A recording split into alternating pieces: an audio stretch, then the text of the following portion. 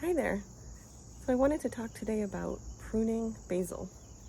So basil, if you just never prune it, will grow usually just one tall stalk. But if you top it or prune it, you cut off the top of it, it'll send branches. So I've done that a few times.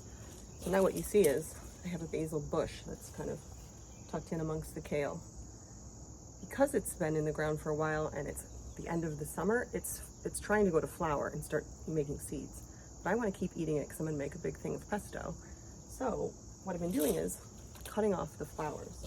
You can use your nails or pruning shears, but see on the top of each? Here, I can move this closer. These little tiny leaves, they start growing in like a floret pattern. Here's a good example. And you can tell this is going to be a flower. Do you see how that right here in the middle?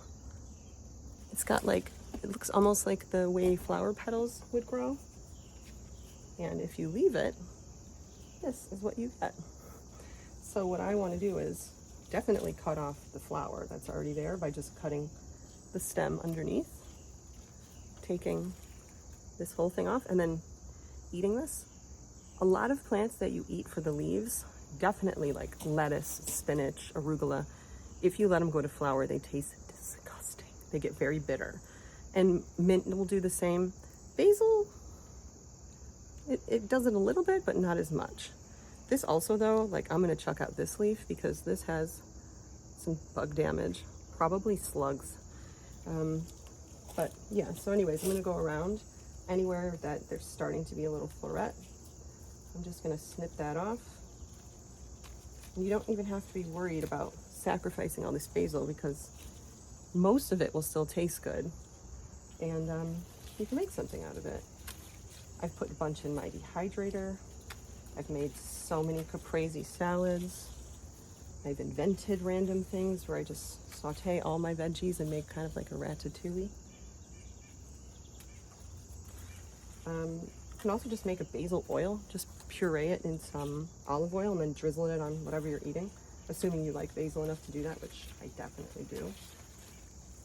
I have lemon basil too that I've been dehydrating and making into tea. It's so good. So yeah, you just hunt around for a minute and get rid of anything that looks like it's going to flower. And I do this every few days. Usually when I come out to the garden, I'll just see something that's going to flower and then I just use my nail like so to snap it off. So it never really gets too out of hand and requires a ton of effort from me. And that tends to be my style of gardening, is regularly doing little bits, just kind of walk through the garden, pop a couple of those off, pull a weed or two, and if I come visit it every day. Also, this is my favorite place to be, so it's not hard to convince me to come and do this every day, but if I keep on top of it like that, it never becomes overwhelming. So yeah, that's it. And don't be worried about losing, having these empty stalks like this, because it'll sprout new growth. More basil.